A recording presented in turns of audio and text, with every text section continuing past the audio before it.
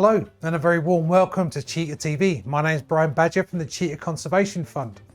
Now, as always, we're trying to show you all the various aspects of frontline conservation.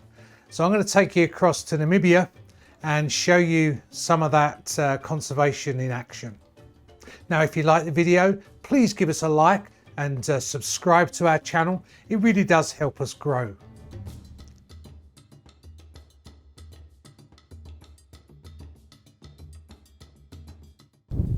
Now, CCF is a science, research and education organisation.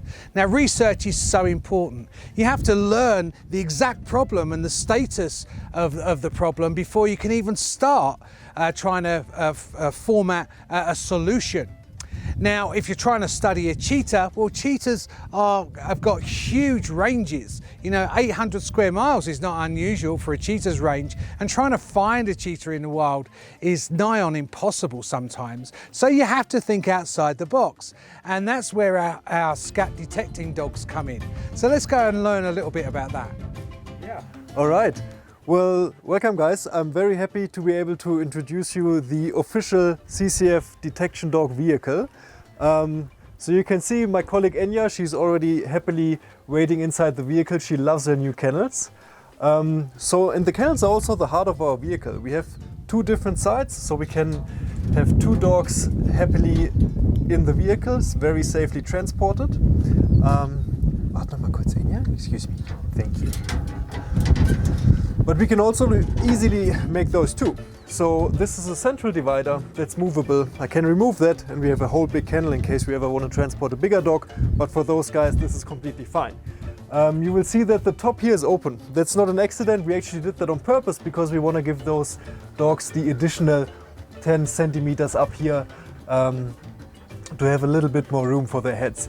If we travel further distances, I sometimes do add a wooden board on top that gets securely screwed on top in case we transport a lot of gear and I don't want anything falling onto my dogs. So it's really important for me to know that they are safe, and it's also important for them to know that they are safe. So you can see that Enya is actually really relaxed in here. She loves staying in those kennels. Whenever we're in the field and she sees the car, the kennels are open, she will immediately jump inside. So that's perfect. For our work, it's extremely important to, even in the field, where there are always, you know, like different smells, different people, different animals, it's always new, always exciting. But our working dogs always need a place where they can relax. So even when we have a hard day of work, somewhere in Africa, in Namibia or Angola, she knows that in the kennel it's safe and she can have a good time and relax. So the vehicle is made, it's designed by us for our field work. And under the kennels we have two massive drawers.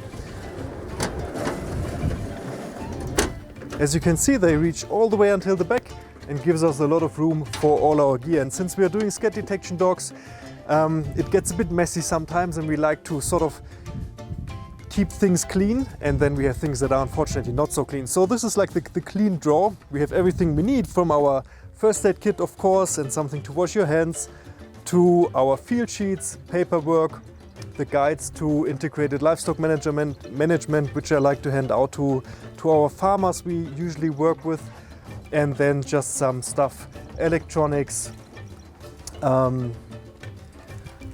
different collars, lights for in the night, aluminium foil to collect samples. We can come back to that a bit later, why it's important for us to, in the field, collect the samples that we want to use for training in aluminium foil. We have lights up here as well. It's a bit hard to see right now because it's sunny, but they're actually quite strong and help us to work around the vehicle also at night, which is really important because most of the time we're actually camping. So there's nothing more annoying than having to hold a torch in your hand when you're working when it gets late. Second drawer, as you can see, that's a bit more the messy one right now. So we have everything in here that we need directly for the dogs. We have our toys, some snacks, and the working collar. This is my backpack. It's a camelback, so we always can carry a lot of water for myself and Enya. And this is of course really important. These are our training aids. As you can see, they are all stored in glasses. That's because glass and metal are sort of the only materials that don't carry scent and that don't change the scent of what's inside. And we need pure scat scent in order not to confuse our dogs. You can see they are all labeled. So we have different scats, different training aids. Some of them are from the wild. This one, for example, is from the area close to Robarbes, and Enya found this one at a play tree. So I split it in the field. I collect half of it for the genetics lab. They can do the analysis, and I collect the other half for me with the aluminium foil, again because aluminium doesn't change the scent, dry it, and then it gets stored in a jar. Of course, I always leave some behind so that we don't interact with the cheetah's natural marking behavior. So we don't want to interfere with their natural behavior, so we only collect part of the scat. Once it's analyzed and I know it actually is cheetah, usually it is because Enya is pretty good at what she's doing, then it gets a label. So any sample I'm using has a unique ID. It gives me the chance to run an analysis on it. One day I can find out if there's maybe samples that she likes or dislikes that are easier for her to indicate, and we want to know what the difference is between the samples. Is it because they are from the wild or captive? So this would be an example of a captive cheetah scat sample. It's from one of our cats in our enclosures, but you can imagine that one probably smells different. Well, I can't tell, but Enya can, because this animal has been fed differently, so the scat would definitely smell noticeably different for the dog. But there are also other things that influence the smell of the scat. It can be the individual itself, if it's male or female, if the animal is pregnant or not. So these are all things we want to find out, and we can only do that if we give the samples a unique ID. So later on we can see, okay, if we look at our training data, are there any samples where she is struggling with more or less? Yeah, these are our draws. So the next important thing is water. We always need to carry a lot of water with us, and we have a very unique feature in this car. So we have a simple hose pipe that's coming out of here, which allows us to wash hands and give Enya some water. And it doesn't really take up any room in the car itself, because if you want to follow me to the back, this is actually where we have our 50-liter water tank. So it's very easily accessible, and we can just get the water from the other side. And you're now actually also looking at our storage room area. So the kennels obviously stop here, and this whole area is then for all the camping gear, which we also really need. Again, we have lights, and another really nice feature that I like a lot is not only that we have windows which we can open during the drive so the dogs get some ventilation, but we can actually open the whole side. So if the car is standing like now, these almost give the dog extra shadow. So it's basically like they would be lying at home, but they are safe in their kennel. Even when I'm going to the supermarket or so, I can lock everything, but keep the sides open. So the dog is literally comfortable, nicely temperated, and can wait for several hours if that's necessary. I'm always trying to keep those waiting periods as short as possible, but during field work it's just unavoidable. We sometimes get stuck at borders for several hours, so it's really important to also, for my peace of mind, to know that my dogs are really comfortable and safe. Then the whole kennel would completely slide out. It's very sturdy, but extremely light. I can literally by myself remove the whole kennel in and out, and then we have a whole big area for more gear and even sleeping. In fact, it's large enough that Enya and myself can sleep in the back there. So if we have a very short trip, we sometimes don't even take a kennel. We just throw a sleeping bag and a dog bed in the back, and we are good to go.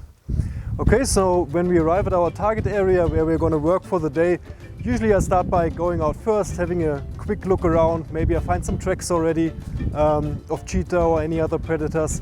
And I also just want to make sure that the environment is safe.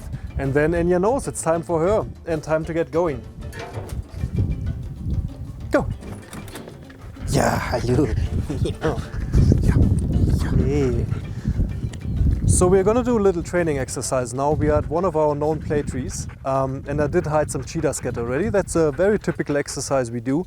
We regularly check those trees, always monitoring our reserve, hoping that we find some cheetah activity. But also in unknown areas, I do ask her to check specific trees for me. So this is something we regularly need to train, that she knows if we walk on a road, if there is a tree close by, she's supposed to simply go there and have a quick check. It goes way quicker than if I would walk all the way up there and then have to check by myself. So there's already a great advantage using a detection dog instead of searching by myself. What I have in my hand is her GPS collar. It's great for me because it allows me to collect a lot of data. We have her movement data, which we can analyze later. It's also very well for safety, as I will always know where exactly she is. The receiver is here on my belt, which shows me in real time where exactly she is. And in case there ever is a problem, I know where I can find my dog. But it's also really important for Enya because it almost works like a switch in her mind. She knows when I take this collar on, it's time for work and there's fun coming, which is also why she is a bit excited now and starting to jump up a little, because she hates the part where I'm just talking and she can't do anything. So I think we should let her go.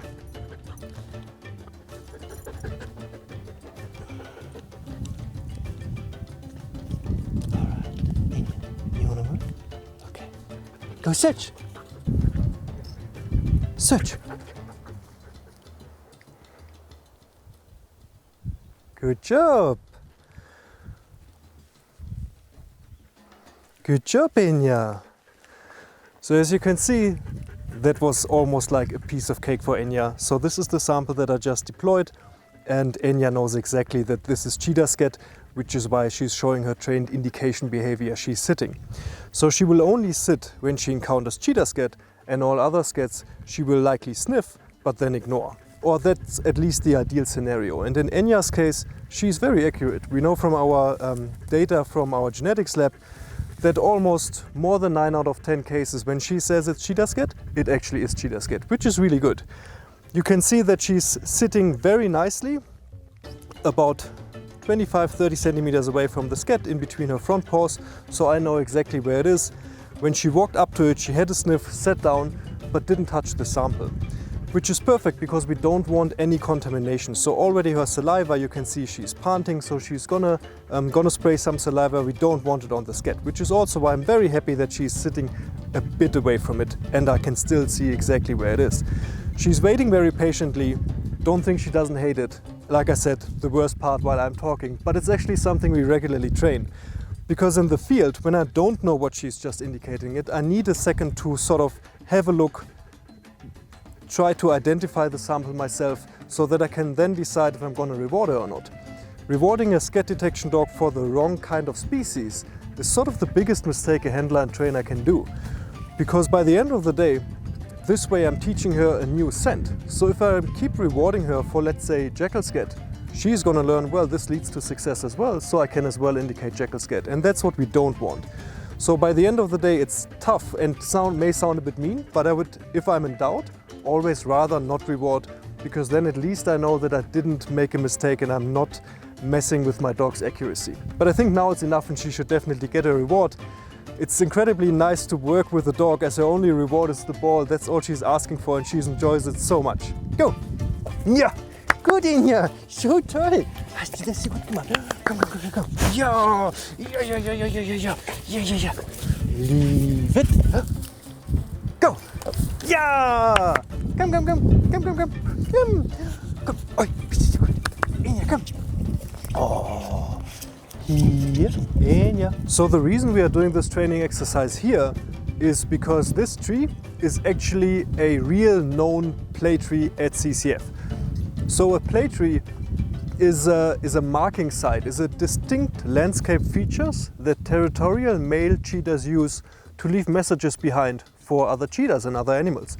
So what is very typical about a play tree is that it sort of has like a low angled branch on which the cheetahs can climb up. Quite often those trees are located at the edge of like a very open habitat and something that is a bit more dense. But the important driver about the selection of the right tree is actually the distance to other cheetah territories. So a male cheetah, a territorial male cheetah or a coalition will hold a territory, and within the core of that they will select several of those trees which are then their play trees. So they will regularly come back, leave messages in the form of scat and urine. And this is exactly why Enya and myself are so interested in them, because in fact most of the samples we find derive from those trees. So it is very important that Enya learns it's always worth going to a tree because there is a good chance that we find scat. And it actually happened while we were here and while we were filming this session that Enya did find another cheetah scat just over there, which is always great, always surprising, even though I have to admit in this case it's not that surprising, because we know that we have 2 resident male cheetahs that are regularly patrolling this area. So I have to admit that I was hoping we would find something, but it's still always special. So, and now we are going over to collect it for our genetics lab. So the reason why we are collecting Cheetah Scat is of course that there's a lot we can learn from it. And there is a whole wealth of information we can gain from the scat, and it basically starts by very basic ecology. Wherever the animals defecate, that's where they live, that's where they roam, that's where their home ranges are. So we know about where animals are, where their presence is. But we can also learn about the individual animals. If we do genetic analysis, we can find out who the animal is, who he is related to, who she is related to, also on a broader landscape level. But we can also identify prey items. So within the scat there's usually some hair left, which we can look at under the microscope, and the fine scale pattern on the hair tell us exactly what this animal has been feeding on. And this is really vital, especially in cases of human-wildlife conflict. So it's often a nice tool to find out whether an animal has been feeding livestock or wild game. The cheetah in particular is often in the field between humans and nature, because most of its population occurs outside protected areas. Cheetahs do not cope very well when there's a high number of other predators, so they are usually occurring on commercial farmland. And this is where the humans are, this is where their livelihood is with their livestock, and this is where the problems are. And this is also another reason why Enya and I are out in the field. Human-wildlife conflict sort of became our second big aspect of the job. We are interacting with a lot of farmers on a regular basis, and we are trying to help find solutions for livestock farming that allows coexistence with predators. And Enya is fantastic for that. She almost acts a bit like a conservation ambassador that eases up difficult conversations just by being lovely and cute and having a good job and doing a good job. So let's collect the scat. What we are looking at here is actually quite typical for cheetah. We have a scat that is very dark in color and almost a bit runny. It's because cheetahs usually eat very fresh meat. So there's a high content of blood. And like I said before, you can see that there are tiny little hairs here and here that will help us determine prey species later. Like I explained before, I will never take the whole scat, just because we want the animals to be able to communicate. So I will only take a small piece for the genetics lab, and I will make sure that I don't touch it with my fingers. So one could use gloves or other pieces of equipment, but that's very difficult in the field. You don't want to carry a lot of stuff with you, and whatever you use, you would have to make sure that it's clean again after collecting one scat. So like I did now is actually the best thing to do. Just use a clean plastic bag and a stick or whatever you can find to manipulate the scat. And yeah, this is going to go in our genetics lab and we will find out more. So to find out more about CCF and our centre here in Namibia, or up in Somaliland, or around the world, please visit our website at cheetah.org. There you can find ways that you can visit us, that you can help us, that you can sponsor us, and how you can help us keep the wild truly wild.